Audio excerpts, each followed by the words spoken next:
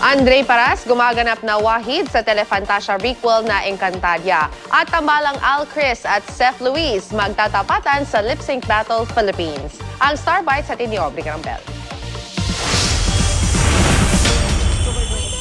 Ang dating magkakalaban noon, magkakampi ng sasabak ngayon sa Season 2 finale ng Lip Sync Battle Philippines. Kabilang dyan sina Aljura Brenica at Chris Bernal na makakatapat sina Luis de los Reyes at Seth Cadayona. May kalaban ba tayo? May kalaban pero parang hindi tayo sure doon. Para sa akin, parang wala namang kami lalabanan eh.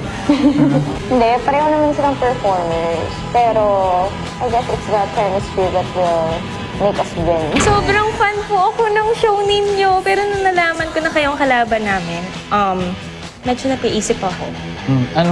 Paano napaisip? Napaisip ako kung sino ba ang magiging idol na sa huli. Kung idol natin sila or idol nila tayo.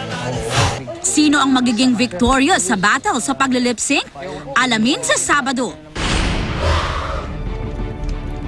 Matapang. Makisig, pero palpak. Yan ang karakter na si Wahid, nagagampanan ng kapuso actor na si Andre Paras sa Telefantasia recall na Encantadia. Pero bago pa man si Andre, dati na itong ginampanan ng kanyang ama na si Benji Paras. Isa siyang askanong barbaro na makakasalumuhan ng mga sangre ng Encantadia. Magiging kakampi ba siya o kaaway? Yan ang dapat abangan. Enjoy naman ang dub smash queen na si Maine Mendoza sa kanyang vacation sa Los Angeles, California kasama ang kanyang family. Sa kanyang tweet, kabilang sa mga binisita nila ang Universal Studios sa Hollywood. Pati sa Hollywood, sikat na rin si Meng. Sa katunayan, nag-selfie siya sa All Dub Nation sa Hollywood. Nag-enjoy rin sa pamamasyal ang kanyang equally beautiful na kapatid na si Colleen.